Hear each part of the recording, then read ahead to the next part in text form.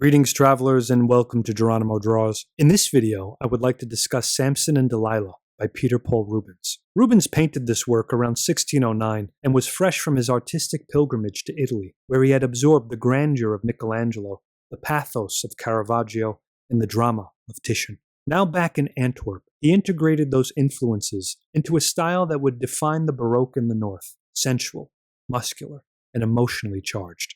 Samson and Delilah stands among his most psychologically complex works, capturing the moment the strong man of the Old Testament is undone by betrayal, seduction, and his own human weakness.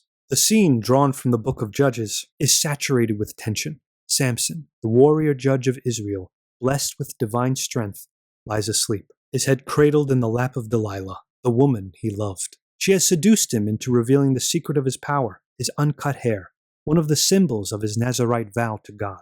Now, as he sleeps, a servant cuts away his locks, and behind the door soldiers wait in shadow, ready to seize him. This painting is a masterclass in visual storytelling. Rubens paints Samson not as a righteous, holy man, but as a man of flesh, rendered in warm sculptural tones. His massive body slumps across Delilah's red silk robe like a fallen lion. The drapery of her gown spills like blood across the canvas, foreshadowing violence, betrayal, and passion entwined. Her face is ambiguous, her gaze downward, lips parted, one hand resting gently on his shoulder. Is it guilt, regret, calculated coldness?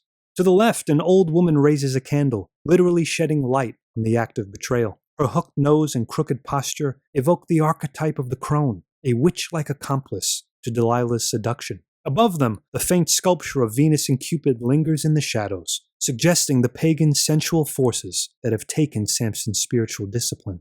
The dramatic use of light and shadow heightens the emotion and divine significance. Samson, once a divine instrument of justice, is now rendered helpless, not through might, but by the softest touch.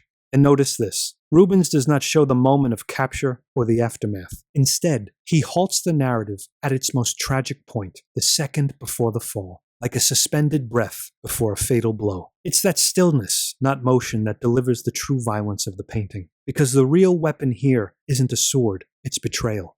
This painting invites us to mediate on strength and weakness, on how even the mightiest fall when they abandon their sacred calling. It also doesn't let us look away from the duality of Delilah. She is lover, traitor, and perhaps victim of a larger political game. Rubens dares us to look at ourselves as well. In the story of Samson and Delilah, we are not only spectators, we are participants. We know what it's like to be seduced by the world, to let our guard down, and to suffer the consequences.